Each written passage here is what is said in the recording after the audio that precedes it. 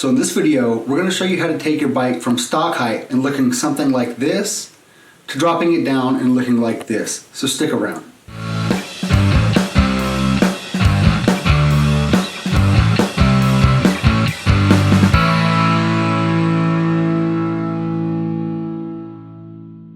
Hey guys, what's up? Bryan here. Thanks for tuning in today. So this week we're actually going to be getting out there and installing some adjustable lowering links and hopefully giving that bike just a little bit lower of a stance. Now doing this is actually going to take that rear tire and tuck it back up in the fender just a little bit more. So while we're at it, we're going to be installing a 1,000-pound Eibach spring to hopefully help keep us from bottoming out on that rear fender or anything else like that when we go over any bumps. Now they do have fixed lowering links, and what that is going to do is actually drop you down a fixed amount of inches. So if you've got the 2-inch lowering links, it's going to drop you down 2 inches. 1.5 will drop you down 1.5, so on and so on. Now the adjustable is nice because you can go anywhere in between that. So we're going to actually be setting ours to where you can go just a little bit above stock height to all the way down to where it actually tucks that tire back up in that fender really nicely. Now I'll be leaving links to everything that I talk about today down in the description, so be sure to check those out. Let's go ahead, let's get out there, and let's get this done, guys.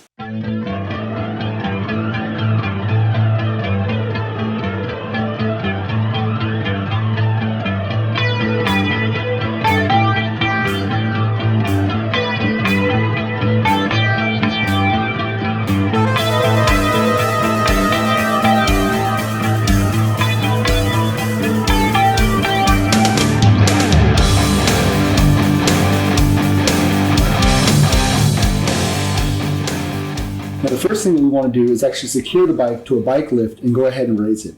Now the rear tire is going to remain barely resting on the ground. Now, I wanted to kind of take just a second and actually show you the bottom side here where we're going to be removing the shock. Now you can see that I've actually taken my jack and I kind of kept it up to the front side here so that we have plenty of room that when we remove these bolts we can actually just take it out from the bottom side here. Now, depending on what exhaust you're running, you may have to remove it and remove your left side horn here to gain access to the bolt to remove that shock absorber. Now I've gone ahead and taken my exhaust off already because I plan on having it coated in the next couple weeks, and I don't know that I'm going to be getting much more riding in for the year. But I am going to go ahead and remove this left side horn so that I can gain access to that bolt. Now to take off the horn, we're going to remove the two 10mm acorn nuts that are holding it on. And once you've taken the bolts off, you can go ahead and just pull that horn and just remove the tabs from the back and set that to the side. Now I like to take my bolts and actually stick them back on so that I make sure I don't lose anything.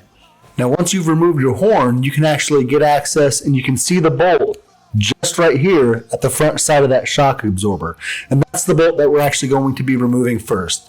Now on the exhaust side, that same bolt is going to be just below your gear oil case, and it's going to be right here tucked back behind this line.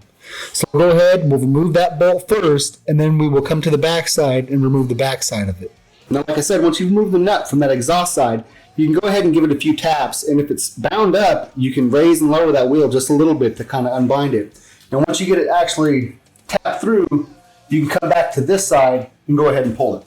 Now once we've removed the bolt from the front of the shock, we're going to go ahead and come to the back, and we're going to remove the bolt that's holding the relay arm to the swing arm, and that's going to be this one right here. Now once you've removed the nut from the exhaust side on the back side of the shock, you can go ahead and pull the bolt just the same as you did.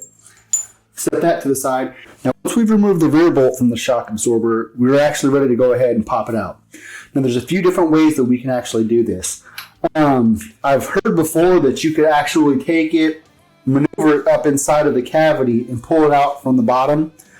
You can actually remove the whole swing arm, pull it off that way, or you can just pull off the back tire, and that'll actually give you enough room on that swing arm to where you can actually lift it up, and that's what we're going to do. Pulling the tire is actually very easy to do, and it's something that you can do in just a few minutes. Now to start, we're going to have to get just a little bit of slack on the belt, and we'll do that by actually taking these adjuster bolts and sinking them in. And you can start by taking a 12mm wrench and loosening the stop bolts on these adjusters. And then you can take that, sink it all the way in to the bolt, and then we'll take that bolt and sink it all the way in as well. Now one smart thing to do is actually take note of where your hash marks are lining up. That way when you go to reinstall it, you can actually put it back there and your belt adjustment should be pretty close, and you can kind of work from there. Now when you're making note of these hash marks, you will want to check both sides because they may not be on the same exact one. So like I said, we'll take this and we'll sink this bolt all the way in. And we're going to do this on both sides. Now once you've taken the adjusters and sank them in on both sides, you can actually remove the bolt that's holding your rear caliper bracket on. Now from there, we're ready to loosen and remove the actual axle bolt. Now once you've removed that axle bolt, you can actually take the tire, slide it forward, and then just pull that belt off.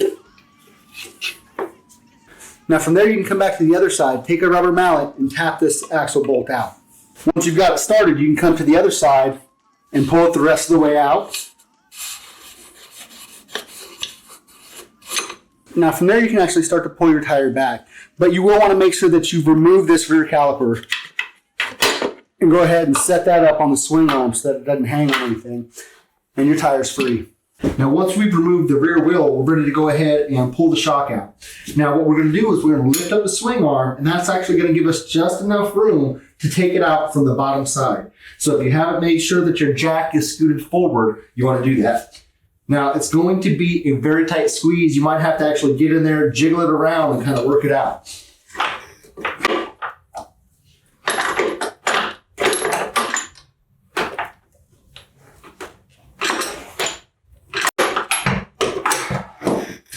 Now that we've got the shock removed, we're going to go ahead and pull the stock spring and be installing a 1,000-pound Eibach spring. Now this is going to give us a little bit stiffer of a ride and hopefully help keep us from bottoming out when we install those lowering links. Now from what I understand on the 03 and up shocks, you can actually just relieve the tension and pull the spring that way. But on the 02s and before, you're actually going to need that compressor. So the first thing that we're going to do is actually go ahead and pull everything off and get the shock by itself. Now you do want to make sure that you pay attention to the way that this relay arm is actually installed. If you install this backwards, it can actually do damage to the bike. So let's go ahead and let's pull these connecting rods off really quick, and let's get this spring off. Now that we've got the spring by itself, we're going to go ahead and put the spring compressors on and compress the spring, and that's going to actually give us access to the circlip below this. Now compressing this spring is very dangerous, and you want to make sure that you have the right tools to do this job. There's a lot of pressure built up behind it, so you want to be very careful and not hurt yourself with it. All right, now that we got these springs compressed, we've actually got access to that circlip, and I'll kind of show you real quick where it's at right here. And you'll just kind of reach in with a little hook tool and just kind of pull it out. I didn't realize my video had stopped recording until it was too late, and I wanted to go ahead and show you guys how to get the spring off of the shock. Now once you get that circlip off, you can actually take that spring and drop it down, and then you can come right back up top, and you've got the two bolts up top for your preload settings. Now you can unscrew those, and underneath of that is a little clip that has a groove cut out of it. Now you can actually take that clip where the groove is, pull the shock through that, and then once you've done that, you can actually pull the spring straight off the top where the relay arm was. All right, now that we've got the stock spring off, we're ready to go ahead and install the 1,000-pound Eibach. And what we're going to do is the exact opposite of the way we took this one off. We're just going to compress this spring, stick it on, and then we will drop these down, reinstall our circlip, pull off the compressors, and we should be good to go. All right, now that we've got our new spring installed, we're ready to actually go ahead and install our lowering links. Now the first thing that you want to do is actually take the lowering link and make sure you sink both sides as far as you can.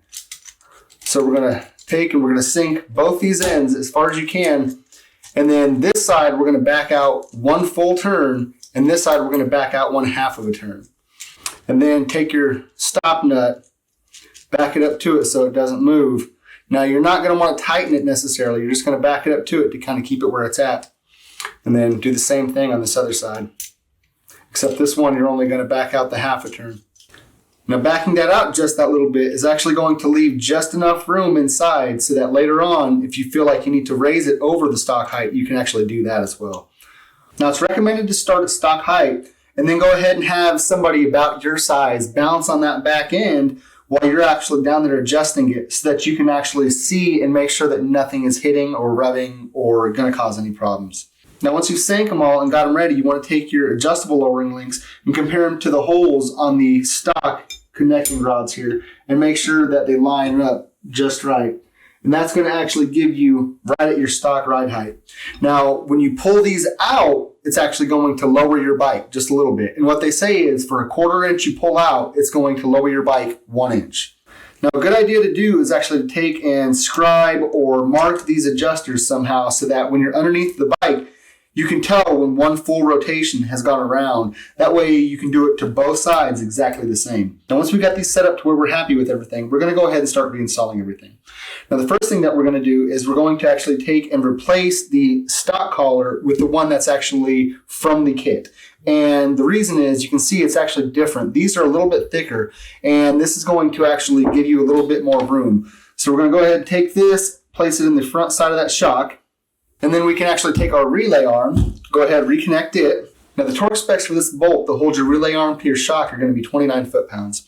And once you've got that installed, we're ready to go ahead and start installing our lowering links. Now, these are going to be the front side of our links, so we'll actually be installing these to the back side of the relay arm here. Now, we're going to actually torque this bolt down to 43 foot-pounds, and then we're ready to go back and install it. Now, one quick tip that actually has to do with removing and reinstalling the spring. If you're not afraid of actually getting in and messing with your adjustments and your preload and everything, you can come in and actually remove these two nuts, and that's going to allow that spring in just a little bit more place that you don't have to compress it near as much to get that circlip out. And like I said, that is your adjustments. You're going to have to actually, when you finish up, go back and readjust that whenever you're done. Now we're ready to go ahead and take the shock and reinstall it back into place. Now make sure that you have your relay arm set the right way so that you're not running into any problems with it damaging anything. Now you want to also make sure that you have all of your stop bolts kind of not jammed necessarily tight, but made to where they're not going to go anywhere, so that you don't run into any problems with getting in there and having this shrink up on you. Now to stick the shock back in, we're going to go just the opposite of how we took it out. We're going to go ahead and stick that back side in first, and then we'll pop that front in. Now once we get it in place, we're going to actually run that bolt through the front side of the frame here, through the links, through the shock, through the other side of the links, and then back through the other side of the frame, and then we can actually bolt it back into place. Now once you got the bolt on the front of the shock through, don't tighten it yet. Go ahead and install the bolt that runs through the relay arm and the swing arm, and then you can go ahead and tighten them from there. Now we're going to tighten both of those bolts to 43 foot-pounds of torque. Now when installing this back bolt, it might be a little bit easier to actually lift and lower that swing arm just a little bit as well. Like I said, once you've got that back bolt in place, you can go ahead and tighten the shock into place, and then you can actually start screwing everything back up. And once you've got your shock back in, we're ready to reinstall our back tire. Now to do this, you want to take that tire, sink it all the way into the swing arm, and then go ahead and replace your belt on the pulley. Now once you've done that, you can actually run your axle bolt through. Now if you have problems lining it up, you can actually take your jack and raise and lower it to where these holes actually line up with the holes in the wheels so that you can get that axle bolt through a little bit easier. Now when you do this, you want to make sure that you take your adjusters and keep the flat side facing the front so that when these bolts back out, they're actually hitting on that. And you want to make sure that you do it on both sides. Now, another big thing to watch for is to make sure that you replace your rear brake caliper bracket in between your swing arm and your wheel on the exhaust side. So let's go ahead and do this real quick. Now, another thing to make sure that you don't lose your spacers or anything like that as well. Take your axle bolt, stick it through. Now, once you fit your axle bolt through both sides, you can replace your axle nut, but don't tighten it down yet. And you can also put your brake caliper bolt back in and don't tighten that one down either. Now from here, we can take our adjusters and back them back out and try and get those hash marks to about where they were, or at least close. And then we're going to actually drop the bike from the lift, have somebody about our size sit on it, and double check and make sure that it's not rubbing against anything or that it's not hitting anything that's going to cause any problems. Now once you've done that, you can actually go down and adjust it accordingly, whether you want to raise it or lower it or whatever you want to do. Now you're only going to use the long hex adjusters in there to actually do the adjusting. And like I said, you want to make sure that you do both sides evenly. 1/4 inch adjustment actually works to 1 inch raising or lowering. And you're going to actually back that bolt out if you want to lower it. And you're going to sink it in if you want to raise it. Now, once you've got your height adjustment down, you're going to actually come in and do a belt tension check. And I'll leave a link in the top right-hand corner if you need help on doing that.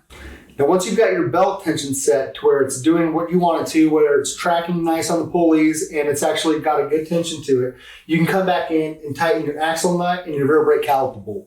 Now, your axle nut is going to be tightened to 72 foot-pounds of torque, and your rear brake caliper bolt is going to be 22 foot-pounds of torque.